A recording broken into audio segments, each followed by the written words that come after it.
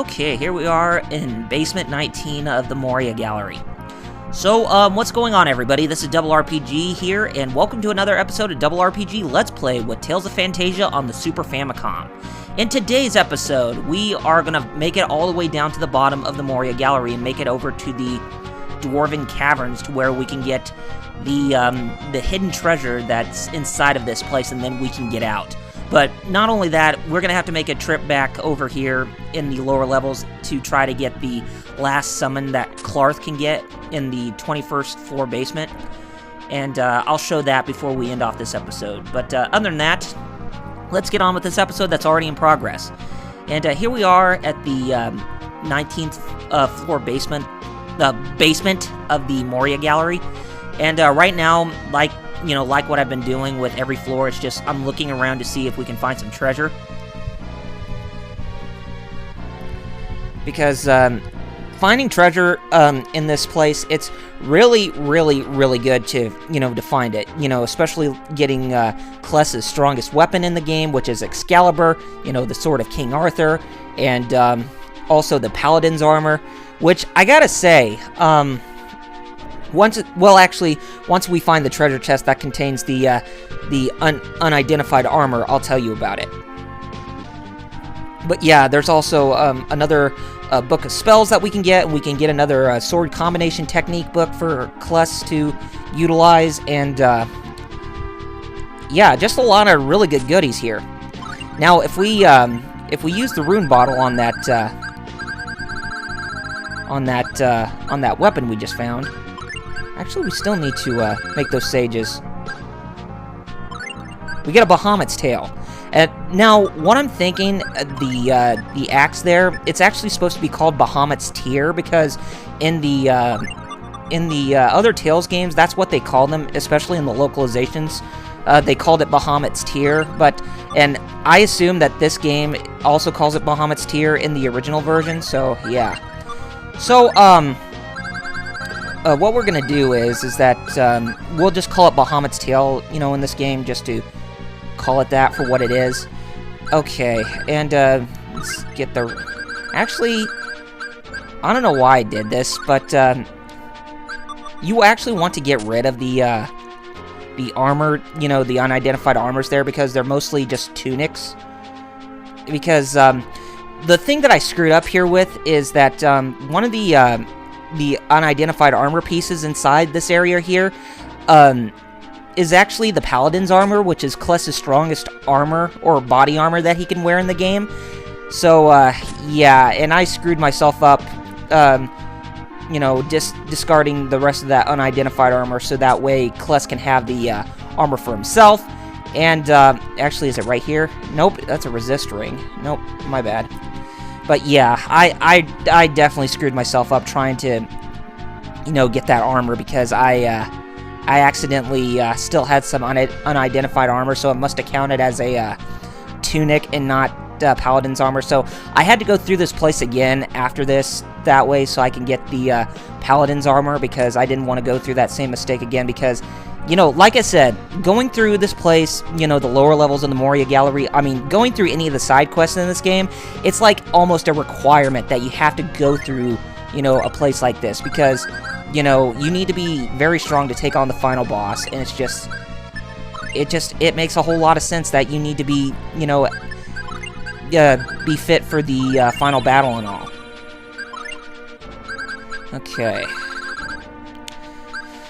Now, also, I gotta mention, too, is that when traveling inside of this place, the audio, when I got to the 20th floor of the Moria Gallery, it muted out on me. So, when we get to the 20th floor, you're gonna be hearing music of the, of the Moria Gallery just itself, as well as the battle music, and, the battle victory theme, and the boss fight, and or the boss battle theme, and the, the contract theme, because,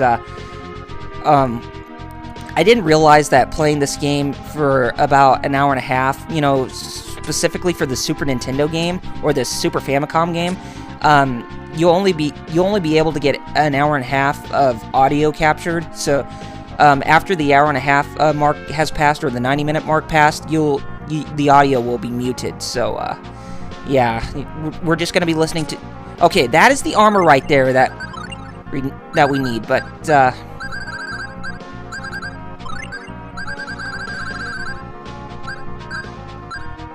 and something tells me it's not going to work. Ugh, okay, let's see. Does it give me... I don't know why I didn't look. Because it's not giving me the Paladin's armor. Or I'm not even showing the Paladin's armor. Oh well. But yeah, like I said, it didn't work for me. I didn't get the Paladin's armor the first time around, so I will get it. I did get it on my second run through after this, but I'm just showing it to you the first time, so that way, you'll know exactly what the place is like. And now the Wild Wolf here, that is a palette swap of Fang Wolf that we fought against in Fenrir's Cavern. So yeah, you gotta love game designers with their palette swaps on monsters and such. So nothing new, but yeah. Okay. Open this chest. We get a resist ring. Not bad. Okay, we need to walk around because we need to go to the other area over on the left there. Actually, not that one. It's the next one. Yeah, sometimes I usually stand still for the light to appear, but I think this is one of the places, where you can use the blue candle to light your way through this, through the dungeon here, because, it's pretty dark. And I think the blue candle was also used in Tales of Symphonia when we get to the Seal of Darkness inside Tethe'alla.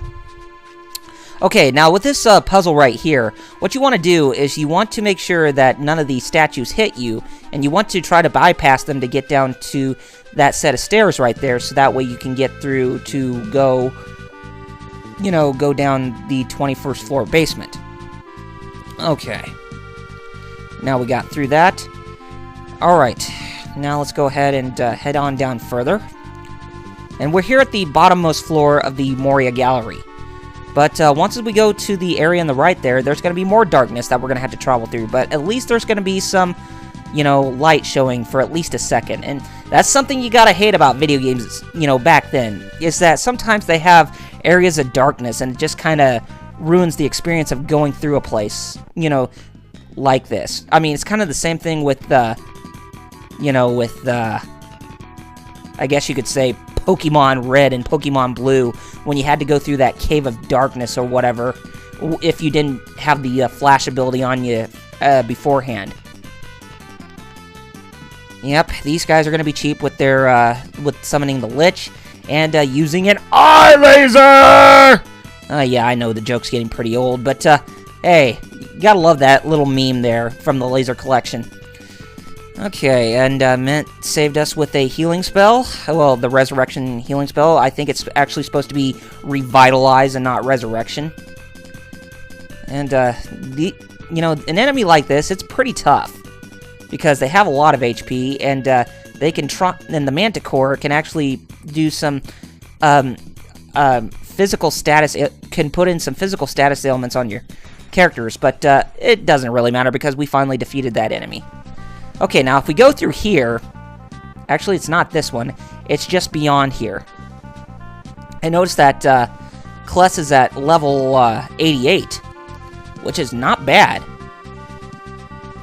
And like I said, with this game, when you compare it to the other Tales games, it's the only game that I know of that goes up to level 99, but I'm pretty sure that Tales of Destiny 1, 2, and Eternia actually did that too, but I could be mistaken. So don't quote me on it if I get it wrong, but I know this game only goes up to level 99. I'm not sure if those other three do before Symphonia, but I know this one does for a fact.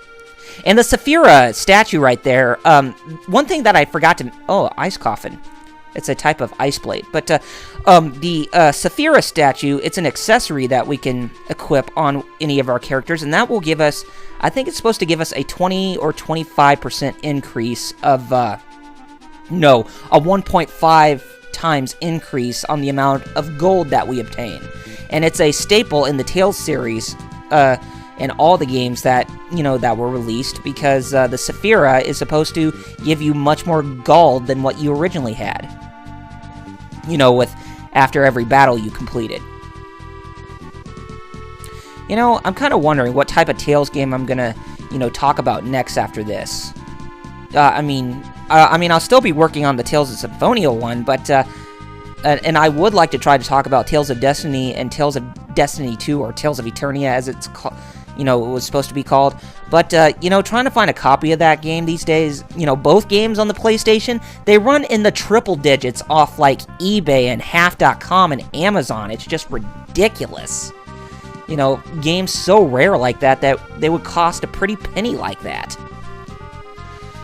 So, yeah, unless if Namco can get on the ball with getting, games like those on the PlayStation Network, then I would definitely be good to talk about those for, the next LPs that are in the 2D side of things. I mean, I would like to talk about Tales of Destiny 2, but that's a PS2 game that's only released in Japan, and the PS2s are mostly region-locked for the most part. I know PS3s are not region-locked, they're region-free, which means you can play games in any type of languages, including the PAL ones, so, yeah, but, for a game like this, I mean, for, a PS2 game like Tales of Rebirth, it's kind of out of the question, and Tales of Destiny 2. Now, we do not want to go down here just yet. I'll show you this place once we come all the way back down here. So let's go ahead and skip this part. Okay, here we are back here, and we need to cross the bridge this way, and there's some treasure chest right over here. So, well, there's one right here. It's a mixed gummy, and if we enter here, there's nothing in here, but there is another door that goes east that's just north of us. Now, if we go inside this passageway, oh, come on. Okay, well, we'll just heal. Okay, now if we go this way, just look beyond that corridor. There's a save point! Oh, thank goodness! It seems like it's been a while since we've seen one of these, since, going through a dungeon like that, it's so tedious. Oh my goodness! If you managed to make it to the save point in either version of the game, then give yourself a pat on the back for, going through all that hell just to get down all the way to the bottom, or to get here before fighting against the boss, so, yeah.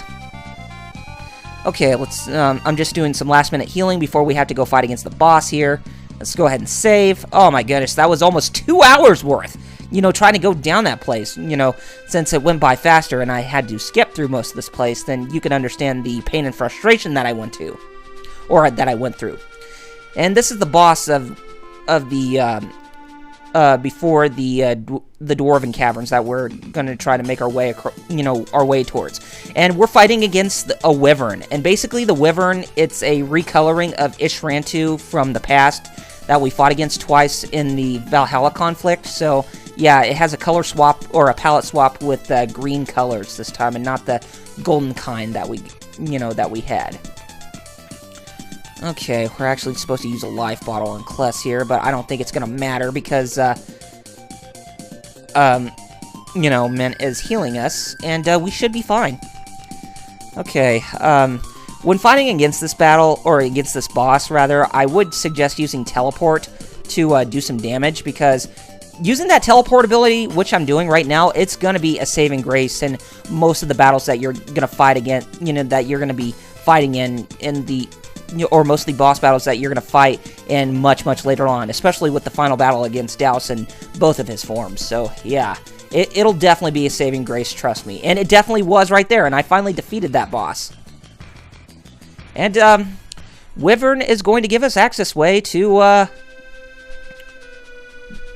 let us take the artifacts, or the Dwarven artifacts. And just look at the detail in this place. It looks so well polished. I mean, oh man, looks so well done. This is probably the best detail you'll find inside this game, so it's really pretty to look at. Now, also, another thing I wanted to mention too is that when you come here, when you're playing the other versions, there will be extended floors, you know, when you enter inside this place, because they will, oh look, we got a book of spells, and Archie learned Extinction. And, not Kless, but, the party will be able to travel up this, this underground castle here, and Kless learned Thor's Wrath with the swordsman combo book that we found. The extra floors that are inside this castle here, there are like 9 or 10 extra floors, and they will lead up to a another summon spirit that Clarth can get. And I think it's supposed to be called Pluto, because in the remakes of this game, Chameleon is omitted out of them. And if we check out this weapon, it's Excalibur. Sword given by the ancient paladin of God, basically King Arthur, or King Arthur's weapon. So yes, it is Kless's strongest weapon in the game. So we finally got ourselves the strongest weapon. And now let's go inside the place where Gremlin is, or where the summon spirit is. Behind you!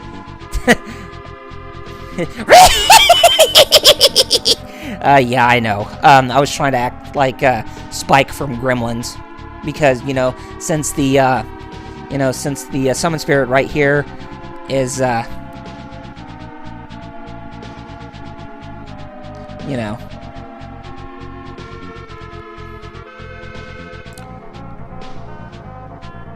Oh, well.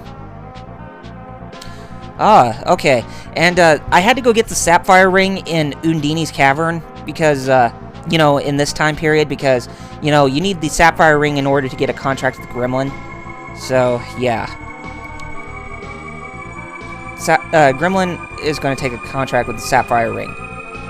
And getting the Sapphire Ring is located in one of those two stairways just before the room where you fought against Undini, if I'm not mistaken. I think it's in either the right or the left one. I'm not sure. But anyway, we have Gremlin in our ranks, and we finally got the ancient artifacts inside that little dwarven castle there. And I told you a little bit of a secret about the dwarven castle in the remakes. But other than that, we finally completed the Moria Gallery's lower levels. So let's go ahead and wrap up things right here, guys. So next time on Double RPG Let's Play with Tales of Phantasia on the Super Famicom, we are going to go through one more side quest, and that is going to be the ninjas in Euclid. We're going to finish up the side quest that Suzu and her grandfather asked us to, do over in Euclid. So, yeah, we're going to be fighting in a tournament to fight against the two ninjas that, that Suzu and her grandfather asked us to kill. But other than that, if you guys not have done so already, be sure to follow me on Facebook and Twitter with the links in the description. And if you like what you saw, be sure you rate this video, subscribe to my channel, and leave comments below to let me know what you guys thought of the episode.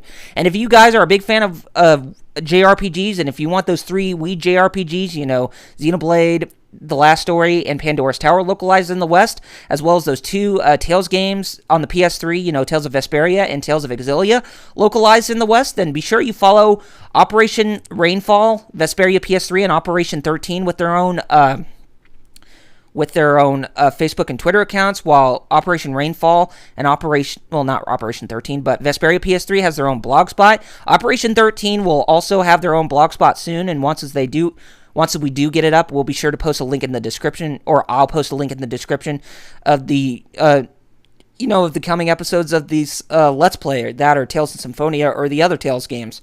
And there's also Tales of Rebirth localization, as well as the 100,000 Strong to bring back Mega Man Legends 3 as well. They're also on Facebook and Twitter, so you can be sure to find them as well. Anyway, take care of yourselves, gamers, and I shall see you on the next episode. See you guys then.